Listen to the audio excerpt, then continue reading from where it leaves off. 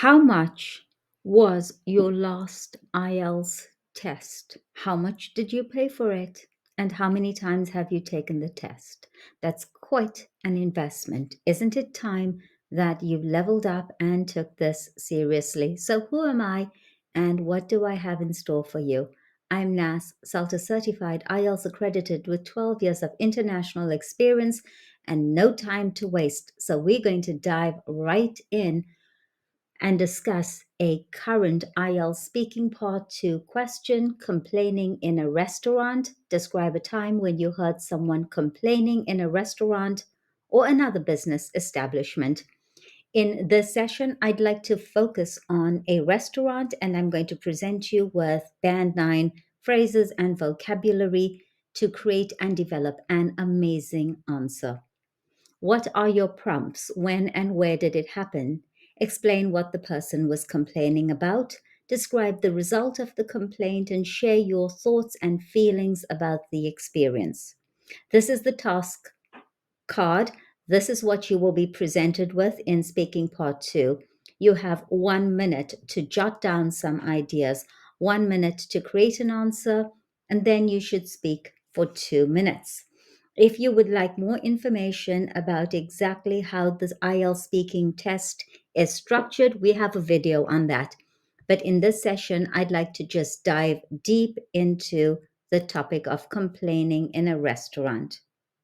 So imagine this: you're sitting in a bustling restaurant, enjoying your meal, when suddenly you overhear someone complaining, expressing their dissatisfaction. And today, I'll recount such an experience. It was a warm summer evening, when and where, and I had decided to treat myself to dinner at a quaint Italian restaurant in the heart of the city. So instead of just saying when it was in the summer and where it was at an Italian restaurant, I've said it was a warm summer evening and I had decided to treat myself to dinner at a quaint Italian restaurant in the heart of the city. Next up, what happened? As I savored my pasta dish, I couldn't help but notice a nearby table where a diner was raising their voice, dissatisfied, angry, annoyed, clearly unhappy with their meal. Now let's look at some phrases to describe the complaint, because in this session I would like you to develop and create a band 7, 8, 9 answer. So, how can we describe this? The diner was expressing their disappointment. The diner was upset. The diner was unhappy with the meal. The diner was expressing their disappointment. They seemed dissatisfied. What exactly was the problem? They seemed dissatisfied with the portion size, perhaps. They seemed dissatisfied with the portion size. Or perhaps they complained about the lack of seasoning, the lack of spices, the lack of salt, pepper. They complained about the lack of seasoning. Here we're getting really specific. The food didn't meet their expectations. They were unhappy with the food. They were not satisfied with the food. They were dissatisfied with the food. The food didn't meet their expectations. They found the dish to be overcooked. They found the dish to be overcooked. This can happen very often with a steak. I prefer my steak overcooked, to be honest. What were the other problems? Maybe the diner remarked on the slow service. Maybe it was really busy, the restaurant was really busy, and the diner remarked on the slow service. The diner was unhappy with the slow service. Perhaps they were not happy with the presentation of the food. They were unhappy. They criticized the presentation of the food. Next up, they said that the flavors were not balanced. Here we can go back to the seasoning. They didn't like the taste of the food. The flavors were not balanced. The temperature of the dish was not right, so perhaps they complained that the food was cold. The food was cold when it was served. The food was cold. The steak.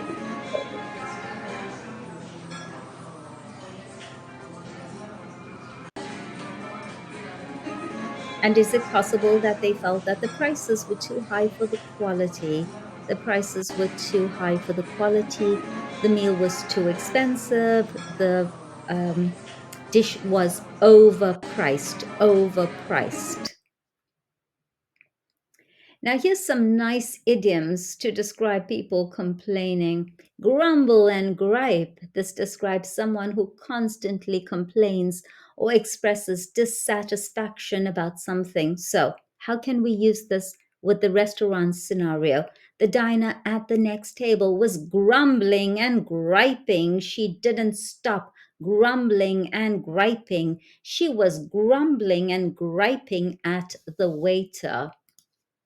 Next up, we have raise a stink, and this means to complain loudly or make a big fuss about something.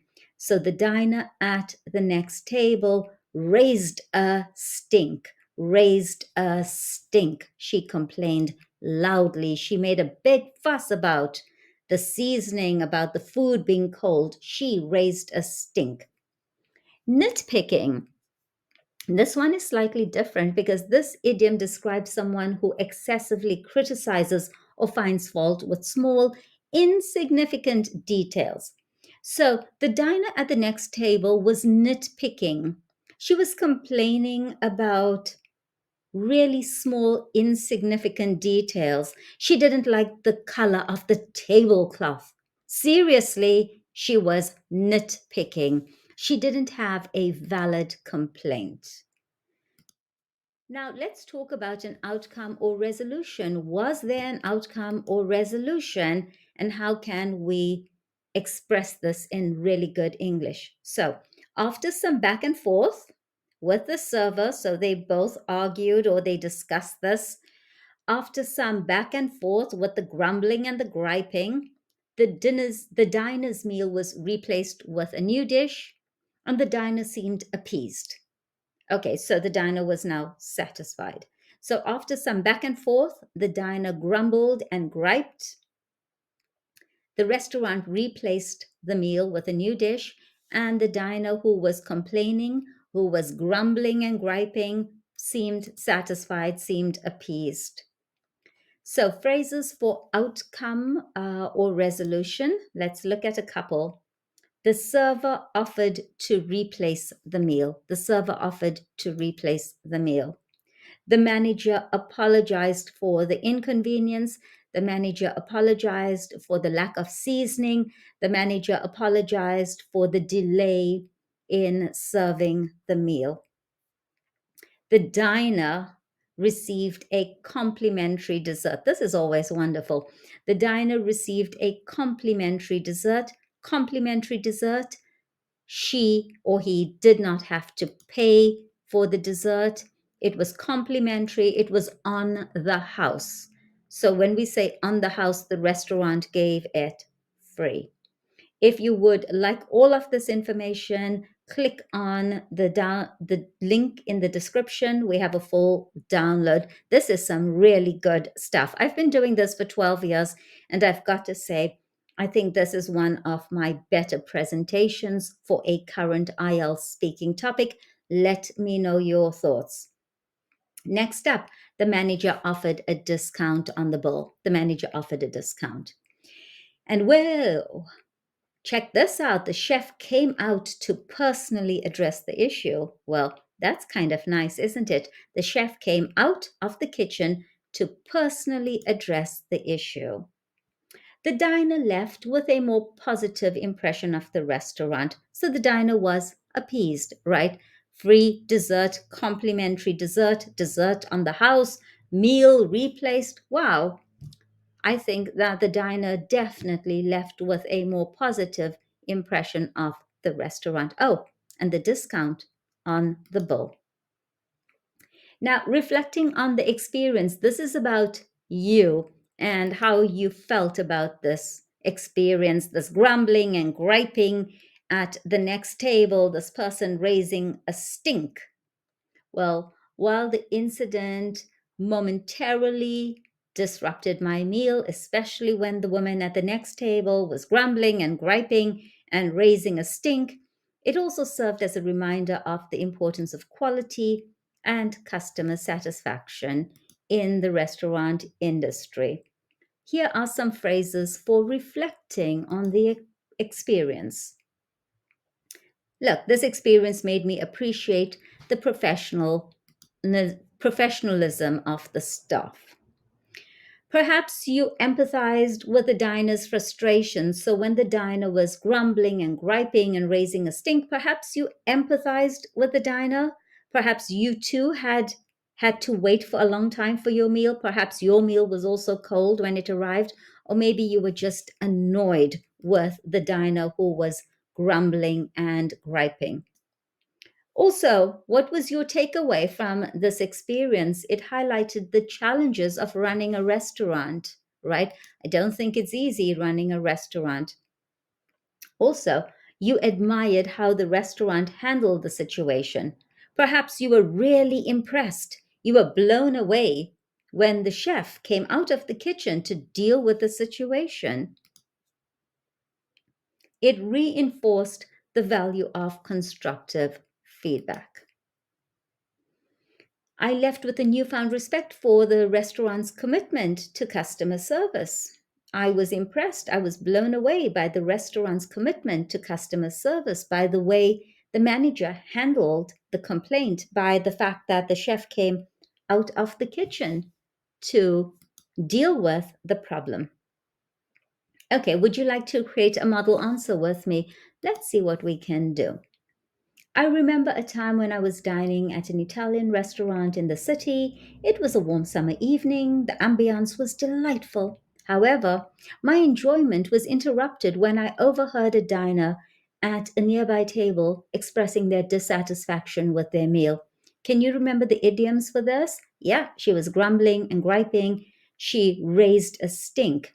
They seemed particularly upset about the portion size and lack of seasoning in their dish. Despite the slow service, the food did not meet their expectations and they found it overcooked. So here's the problem with this. Just think about this. Would it be despite the slow service or in addition to the slow service?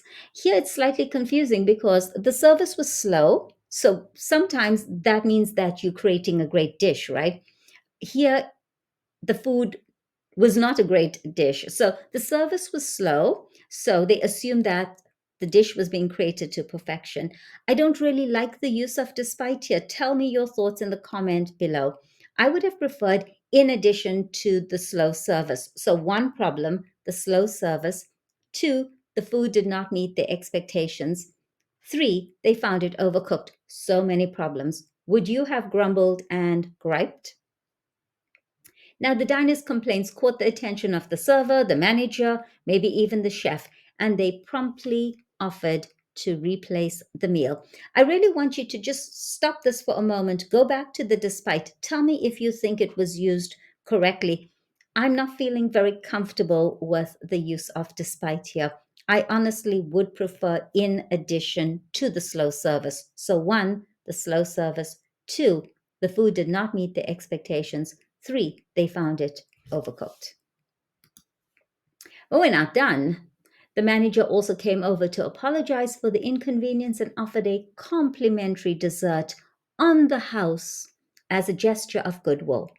Now, while the incident disrupted my meal for a short time, it also served as a reminder of the importance of quality and customer satisfaction in the restaurant industry. It made me appreciate the professionalism of the staff and it reinforced the value of constructive feedback. Now, if you are loving this video, please like and subscribe. I'm going to try to upload many videos in the upcoming days. Let's look at some vocabulary. And if you would like all of this great information, just click on the link in the description and you'll have access to everything that we have presented in this video. Dissatisfaction, the feeling of being displeased or disappointed. And when you feel Dissatisfied, what do? You grumble, you gripe, you raise a stink. Portion size, the amount of food served in a single serving. The portion sizes in my home country, South Africa, are huge. Seasoning, ingredients added to food to enhance its flavor, such as salt, pepper, herbs, or spices. We're not done. Overcooked, cooked for too long, resulting in a dry or unappetizing texture. Next up, we have back and forth, a series of exchanges or discussions between two or more parties. Back and forth. They went back and forth, and I suppose the diner was, yeah, grumbling and griping. Fabulous. Appeased, satisfied, pacified, often a result of addressing a complaint or concern. And all of these phrases can be used even if you're not using the restaurant context. Obviously, the food ones are for a restaurant, but if you're just talking about customer service. Constructive feedback, feedback that is intended to be helpful or to improve a situation. Professionalism, professionalism, the conduct, behavior, and attitude expected in a professional setting. A gesture of goodwill, an action or offering made to show kindness, generosity, or goodwill. So, in our story, what was the gesture of goodwill? The complimentary dessert, the dessert on the house. They replaced the meal. The manager gave them a discount on the bill. The chef came out to discuss the situation with them. All of these were gestures of goodwill. And what is an ambiance? Ambiance, what a beautiful word, ambiance, the atmosphere or mood of a place, often created by its surroundings, decor, and lighting. Now, if you loved this video, you know what to do. Like and subscribe. If you would like the PDF, click on the link in the description below. Let us know your thoughts, and we wish you the very best in your upcoming exam. I'm your host, NAS CELTA Certified IELTS Accredited with 12 years of international experience at your service, here to help and guide you towards IELTS excellence. Ciao.